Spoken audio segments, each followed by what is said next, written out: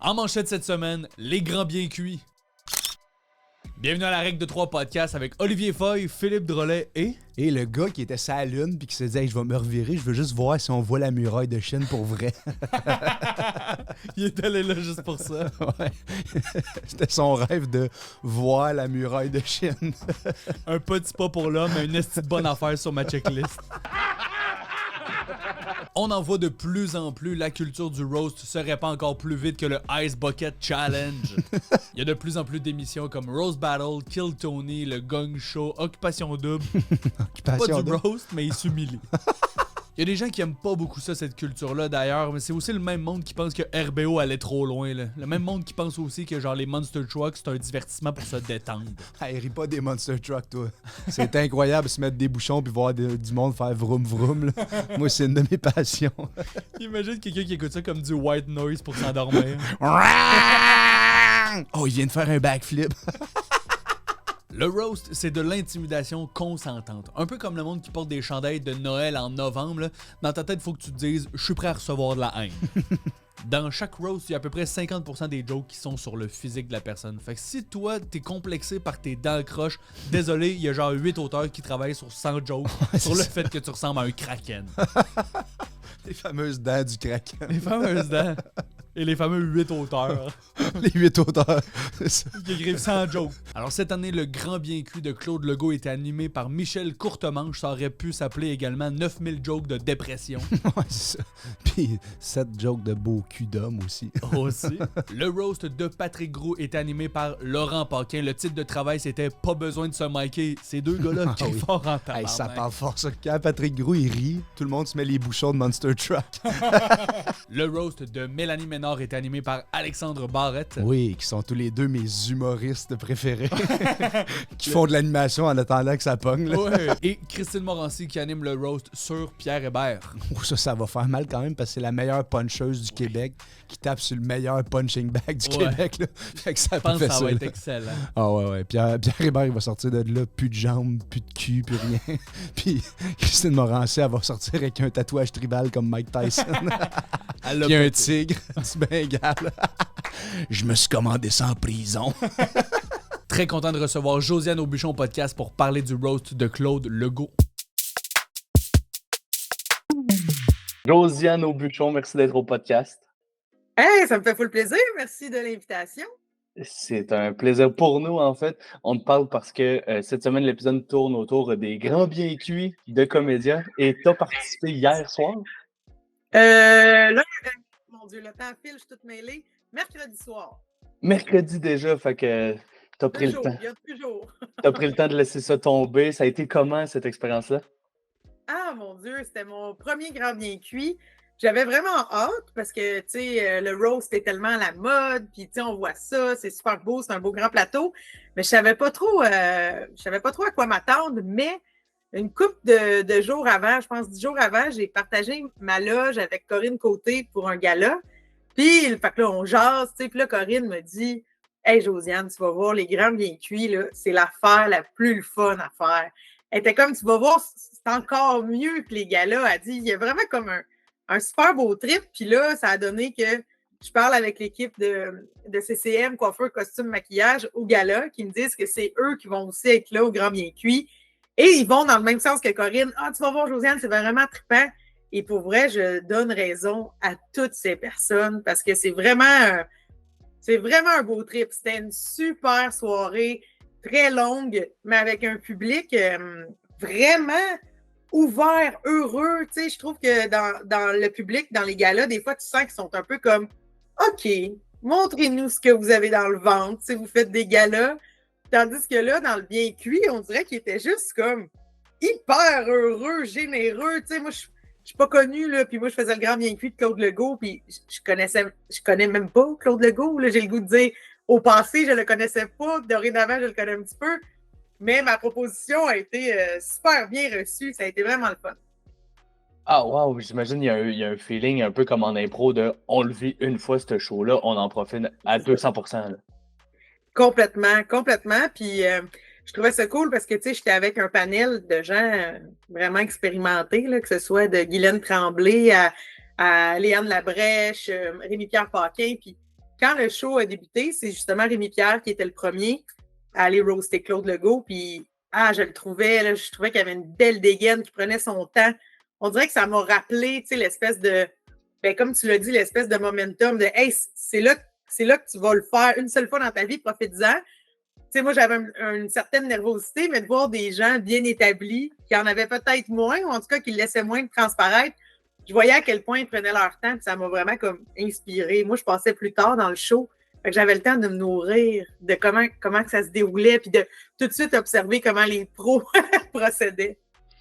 C'est génial. Fait que juste un peu avant le gala, finalement, le Grand Bien Cuit, tu as eu des super bons conseils. Mais avant ça, comment tu t'es préparé en amont? Puis au-delà de ça, comment tu es arrivé à faire du méchant avec un personnage gentil? En fait, ce qu'il faut savoir, c'est que dans les Grands Bien Cuits, il y a vraiment une équipe contenu, là. Vraiment une équipe contenu, une équipe d'auteurs.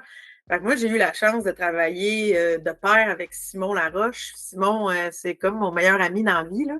On a fait l'École nationale de l'humour ensemble comme humoriste. Puis lui, rapidement, il est devenu auteur. Il travaille sur tellement, tellement, tellement de choses. Puis, fait que c'est ça, tu sais, ça fait 12 ans qu'on se parle à tous les jours de notre vie. Fait que c'était vraiment le fun de travailler avec lui. Simon, il est super bon, super aiguisé pour aller dans la veine du roast. Là où moi, je vais moins naturellement. Mais justement, étant donné qu'il me connaît super bien, il a fait des propositions, là, que c'était un super bon match. Quand j'ai lu ces propositions, je m'entendais déjà le faire.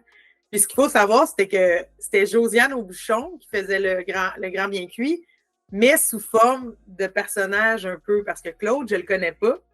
Fait que moi, je jouais une stalkeuse de Claude Legault. Une espèce de fille wrong qui capote sur Claude Legault. Puis rapidement, tu te rends compte que la fille est vraiment lubrique, là. Puis, tu sais, elle doit se toucher en pensant à Claude Legault, là. Fait que, tu sais, c'est une proposition qui était vraiment, vraiment audacieuse, mais ça a super bien été. Fait que c'est vraiment un travail d'équipe. On a eu un petit rodage au terminal, je te dirais vers la 20aine de juillet, où là, j'avais vraiment, tu sais, mon texte en main, mais c'était surtout pour entendre dans ma bouche comment ça allait sortir, les premières réponses du public. Puis le rodage m'avait quand même mis en confiance, là, que les gags étaient bons. Fait qu'après ça, il fallait juste que je plonge et que je choke pas dans cette proposition audacieuse. Mais c'est tout le contraire. Là. J'ai pas choqué. J'ai vraiment eu du fun à faire ça. Là. Tu sais, c'est pas quelque chose que je fais au quotidien. Fait que c'était bien, bien trippant. T'es allé repiger dans tes cours de l'école de théâtre pour cette gig-là.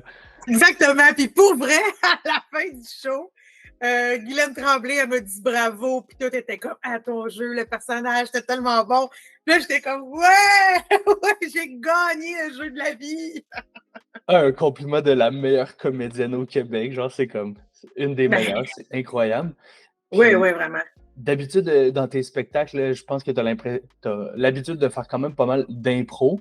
Puis là, c'était comment dans un cadre autant serré que ça, tu sais, un format de roast avec un perso, puis tu le sais qu'il y a un diffuseur à la fin. C'est comment de gérer ces deux énergies-là en même temps? Ben, ça a quand même bien été parce que ce qu'il faut savoir dans les Grands Bien Cuits, c'est qu'il y a beaucoup de gens qui ne sont pas nécessairement humoristes qui les font, qui participent. Puis, il y a la magie du prompteur. Moi, dans la vie, j'ai jamais travaillé avec un prompteur, là, avec le prompteur étant le grand écran qui diffuse ton texte. J'ai jamais travaillé avec ça. Mais là, on avait la chance de travailler avec pour le Grand Bien Cuit parce que, justement, c'est beaucoup des acteurs qui ont eu des commandes d'auteurs, puis tout ça. Bref, c'était comme plus facile dans la logistique. Puis aussi, ils nous ont vraiment dit, c'est un show télé. T'sais, oui, le public assiste, mais c'est pour la télé. Fait que prenez le temps, vous pouvez respirer. Puis par rapport au prompteur, il était placé d'une façon où quand on le regardait, on avait l'air de regarder Claude Legault. T'sais. Fait qu'il y a la magie de la patente faisant en sorte que je n'étais pas portée à trop sortir du texte parce que je voyais où est-ce qu'on s'en allait. T'sais, je me suis permis quelques petites affaires, mais juste comme pour repuncher davantage. Dans la magie du moment, là, pour moi, il y a tout le temps une petite magie où j'ai le goût de rajouter un peu. Mais c'est sûr que pour moi, c'était 95, même 98% scripté. Là. Contrairement à mes shows qui sont très jazz, là, c'était vraiment placé. Là. Puis après ça, on est conscient qu'on a tous fait très long. Le show a commencé à 19h30, puis on a fini à 23h30. Fait qu'on sait que ça va être coupé pour la télé. Fait qu'ils feront bien qu'est-ce qu'ils voudront là-dedans, mais tu sais, c'est ça, tout le monde a eu du fun. Il y a eu un entraque, là, évidemment, mais tu sais, ne serait-ce que Claude nous a tous roasté nous-mêmes à la fin. Ça a pris 45 minutes, là, dans le sens que il y a beaucoup de générosité dans le Grand Bien Cuit. Tout le monde veut participer, puis tout le monde veut écorcher l'un et l'autre avec amour. Est-ce que tu sais combien de temps il garde à la fin du montage? Je sais pas encore, dans le sens qu'on a parlé un petit peu avec les gens de la production, puis qui étaient comme, mon Dieu, on pourrait faire 2 shows avec ça. Fait que je sais pas, tu sais, ils ont-tu la possibilité de faire un inédit, faire un show régulier? Puis aussi, ce qu'il faut savoir, c'est qu'il y a 2 diffusions. Il y a une diffusion, je pense, qui va être à TVA, comme un peu régulière, où là, ça va être shorté, un peu édulcoré, mettons. Puis je sais qu'il va y avoir une version beaucoup plus près de la réalité qui va être diffusée ailleurs, je crois, peut-être sur Vrai, le poste Vrai, ou je sais pas trop, Illico Plus. Là. Je connais pas ça. Là. Moi, j'ai 4 postes. Là. Je risque de jamais me voir. Fait que je ne sais pas. Je ne sais pas, mais c'est ça. Ils vont. C'est ça. Je pense qu'ils vont édulcorer quelques endroits parce que ça y allait quand même au poste. Mais j'ai hâte de voir ça. Mais là, c'est incroyable l'expérience que tu as accumulée déjà. Tu as fait de la télé, des podcasts, de l'humour, de la radio, tu fais des réseaux sociaux. Est-ce qu'il y a un de ces médias-là où tu penses que tu fites le plus? Ah, ben là, c'est une bonne question. Moi, je pense, mon cher Oli, que dans la vie, tout est vase communicant. Dans le sens que j'aime croire que ce que je fais à la radio m'aide en podcast et vice-versa. À ce que j'acquiers comme expérience sur scène, ben c'est payant une fois que je vais à la télé ou tu sais, je pense vraiment que ce métier-là, c'est toutes des vases qui vont ensemble. Tu sais, je pense pas que je pourrais aussi bien performer à la radio si j'avais pas fait autant d'impro sur scène ou autant de podcasts. Ou, tu sais, tout est un super mélange, je pense. Ouais, je suis d'accord. Tout ça, c'est de l'expérience qui te nourrit, en fait. Et Oui, c'est ça. dans ton stand-up à toi, tu as déjà présenté plusieurs heures. L'année passée, tu as fait même une résidence au terminal où tu rodais à chaque mois des nouvelles affaires.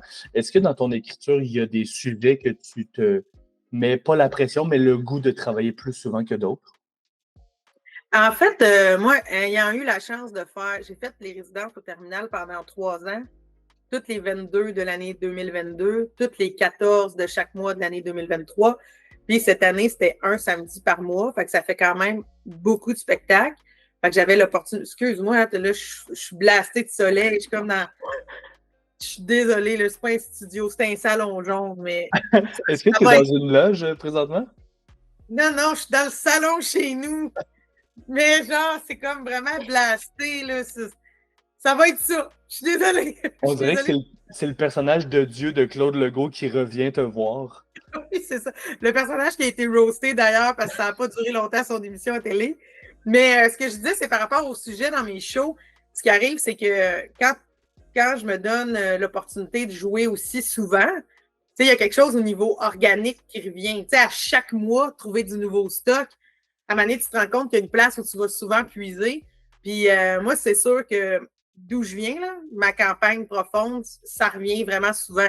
Il y a beaucoup de sujets qui naissent de là. Je me rends compte que, tu sais, mon court passage à l'école de théâtre, on dirait que je pourrais en parler à chaque, tu sais, j'en parlais vraiment souvent. J'en parlais vraiment souvent parce qu'il se passe tellement d'affaires, puis je me rends compte aussi que le public est curieux de ce qui se passe pour vrai à l'école de théâtre. Tu sais, fait qu'il y a des sujets qui sont un peu récurrents, mais à savoir s'il y a des sujets que je me force ou que j'ai vraiment envie de parler, ça, c'est des choses qui m'habitent. Ça me prend plus de temps. Tu sais, comme tu as peut-être déjà vu mon numéro sur Je veux pas d'enfants que j'avais présenté dans un gala l'année passée, puis tout ça, sur, tu sais, je parle que les enfants de nos jours, ils veulent des 8 à 3 ans, puis je comprends pas ça. Puis en tout cas, c'est une grande montée. Ça faisait vraiment longtemps que je voulais parler du fait que je veux pas d'enfants, mais je trouvais que c'était un défi de le faire avec, bon, tu sais, j'ai un personnage de scène assez sympathique, une bonne bonhomie, si on veut. Puis je trouvais que de parler que je voulais pas d'enfants, ça pouvait avoir l'air vraiment bête, tu sais. Fait que ça m'a pris vraiment du temps à trouver un angle, une façon de le faire pour que ce soit pertinent. Tu sais, j'ai beaucoup parlé de ma réduction mammaire. Ça, je voulais le faire parce que je voulais éduquer là-dessus. Je comprends pas à quel point il y a il y a plusieurs femmes qui ont vécu ça, mais on dirait que c'est comme tabou, contrairement à l'augmentation mammaire ou que c'est dans ma hot. Fait que, pour moi, je me fais des missions de ça, mais il y a des sujets que je. Ah, regarde, le soleil s'est calmé. Il y a des sujets auxquels je tiens, mais des fois, c'est ceux qui me font un peu plus peur, si on veut, parce que je veux trouver une bonne façon de les faire, rester sympathique, pas être trop dans le jugement, tout ça. Sinon, j'essaie d'y aller vraiment en pulsion. Je travaille beaucoup sur ce qui m'habite, ce que j'ai le goût de partager. Ouais, c'est une des phrases que j'ai entendues le plus souvent en consommant des podcasts aux États-Unis. Follow the fear. S'il y a de la peur, c'est qu'il y a un élément là-dedans qui va connecter avec les gens. Puis tous les sujets que tu m'as nommés, c'est des sujets, des numbers forts. Oui, c'est ça. Puis au même titre que c'est niaiseux, là, mais quand j'étais à l'école de l'humour, mon premier Club Soda, c'était un numéro sur la masturbation féminine. Puis à ce moment-là, on travaillait avec Luc Sonnet à l'école, puis je me rappelle d'avoir dit à Luc Sonnet, « Hey, ça, j'ai fait ça en vendredi, c'est un vase clos, on est entre nous, on s'en fout, tu sais. » Puis il était comme, non, ça, tu vas nous faire ça au Club Soda. Puis là, j'étais comme, je peux pas faire ça. Puis tu sais, on était en 2011, là. Ça fait longtemps, là, moi, que j'ai gradué de l'école. Puis là, j'étais comme, je peux pas parler de ça, tu sais, au Club Soda, devant ma famille, devant plein de monde. Puis il était comme, non, il dit tellement une parole qu'on n'entend pas souvent du point de vue d'une femme, surtout si on se replace en 2011, là, c'est ailleurs que 2024, là, il y a déjà du chemin qui a été parcouru. J'avais la chienne, puis Luc, il m'a vraiment dit Hey Josiane, toutes tes peurs, là, ça sert à rien de ce qu'un tel va dire. Il m'avait dit Qu'est-ce qui te stresse le plus là-dedans? Puis j'avais dit de parler que je me crosse devant mes parents, parce que mes parents allaient être au soda. Puis il m'avait dit Moi, mais tes parents, ils n'achèteront jamais de billets pour tes shows. Toujours toi qui vas leur en donner. Fait que tu fais pas ça pour eux, tu sais. Va par-dessus la peur, va affronter cette affaire-là. Ça va résonner chez plein de gens qui ont peur d'en parler, mais toi, tu vas le faire à voix haute. Puis c'est quelque chose qui m'a beaucoup marqué, la façon dont Luc m'a proposé d'aller dans cette peur-là. Puis aujourd'hui, je pense encore des fois. Fait que comme quoi, ce qu'on apprend à l'école, ça peut nous suivre longtemps. Absolument. D'ailleurs, tu dis que tu as fait l'ENH en 2011, excuse-moi. Est-ce que le fait d'avoir les opportunités que tu as maintenant, comme après un certain temps, ça l'a apporté une certaine amertume de ne pas avoir des opportunités plus tôt, ou tu sens que toute cette expérience-là t'aide à profiter des opportunités?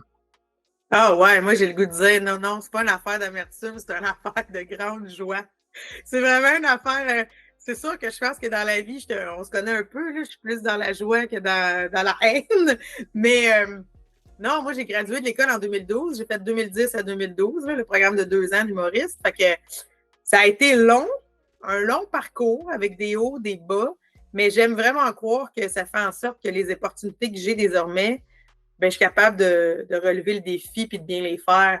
Parce que si je suis complètement franche avec toi, si on m'avait offert, mettons, de faire le grand bien cuit de Claude Legault en 2014, je pense que j'aurais pas eu les nerfs pour le faire. Tu sais, des fois, faut croire que dans la vie, tout nous arrive quand on est prêt, quand les vases communicants ont fait leur job, tu sais. Quand tous les vases là, sont rendus à égalité, on est comme prêt. Parce que, tu sais, s'il y a des qualités qui sont pas à égalité, tu es peut-être super bon sur scène, mais si t'es pas bon pour t'exprimer, si t'es pas bon pour le stress, tu sais, à un moment donné, il faut que tout ça s'égale. Puis là, t'es comme, là, je suis prêt, je vais le faire.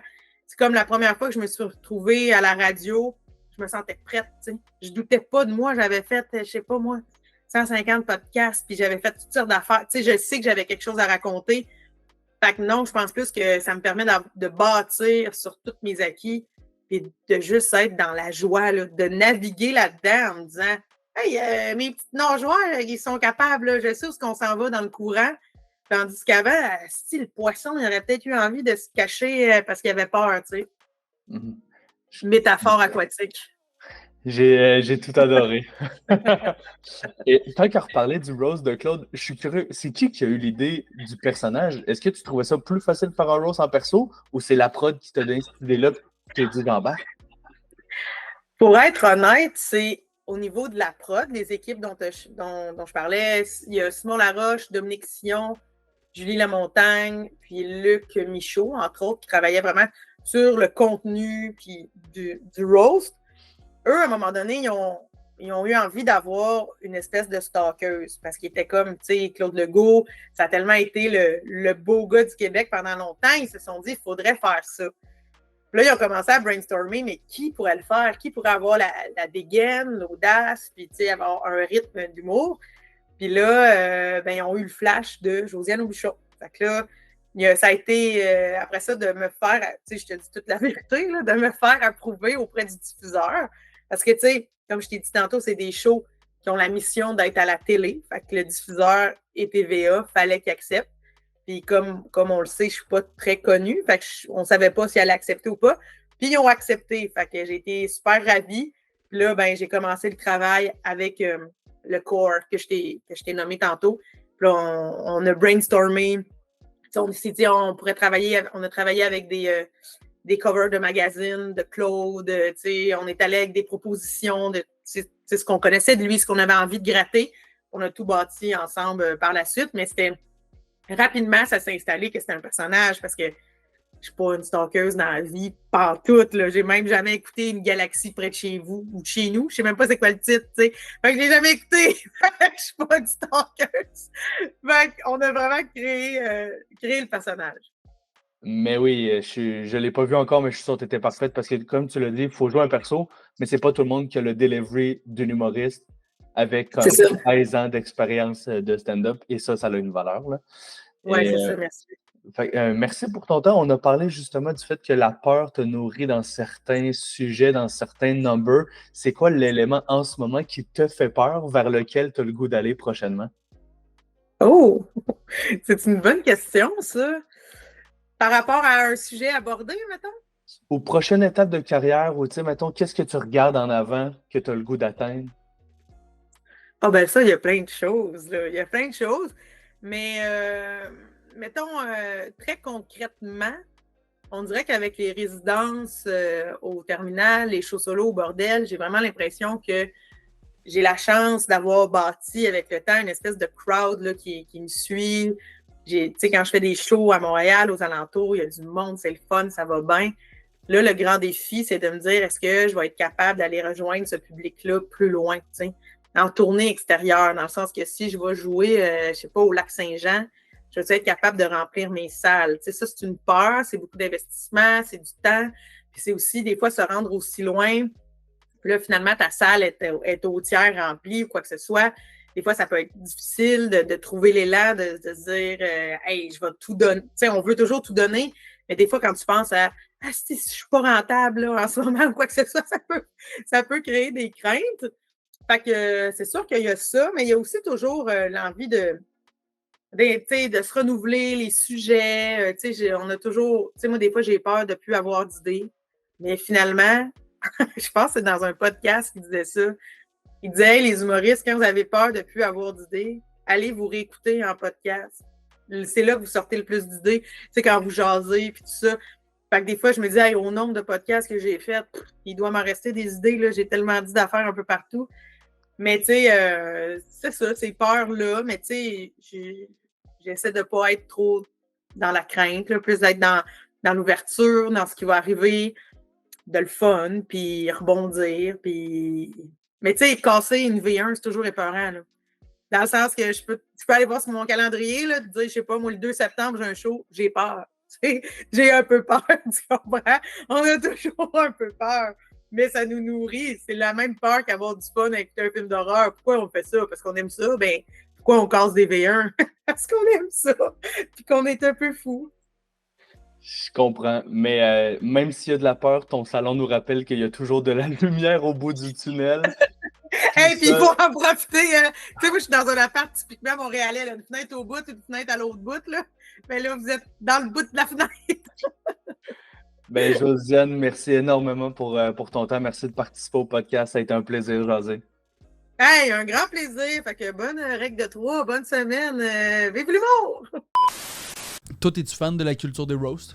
J'ai eu mettons, quand j'étais à l'école, j'aimais vraiment pas ça le roast. Puis j'étais genre, je comprends pas pourquoi ça existe. Puis, ah ouais? Ouais, parce que je suis quand même quelqu'un d'assez gentil en général. Mais plus que j'en ai vu, plus j'en ai écouté, plus que j'ai compris que ce qui est le fun du roast, c'est le côté enfantin. C'est comme des jeunes d'une cour de récré qui se pognent. Là. Fait qu'on dirait que mes gags... Ce qu'on appelle aussi l'intimidation. Ouais, c'est ça, mais il y a de quoi de beau là-dedans. Mais c'est consentant. C'est ça. C'est consentant, puis c'est le fun de se ramener à des « Ah, t'es un gros plein de soupe », là, tu sais, C'est genre, vrai. c'est le fun d'aller là. Puis genre un vrai beau rose de « J'ai trouvé de quoi que je sais qu'il va te faire mal pour vrai, parce que je te connais crissement bien ». Ça, c'est le fun, genre. Les meilleurs roasts sont entre les gens qui se connaissent vraiment. Ouais, c'est ça, exact. Ouais. Puis, ouais, c'est ça. Moi, un des meilleurs gags de Rose, c'est l'affaire la plus enfantine. Là. C'était genre. C'était à Pascal. Je pense que c'était Pierre-Yves Rodémaré à Pascal Cameron là, qui disait ton rond de calvitie ici, c'est une cible pour te gonner. Là, je trouvais ça tellement. C'est tellement too much, C'est mais un c'est bon parfait. Là. C'est malade. Moi, j'adore cette culture-là. Là, de...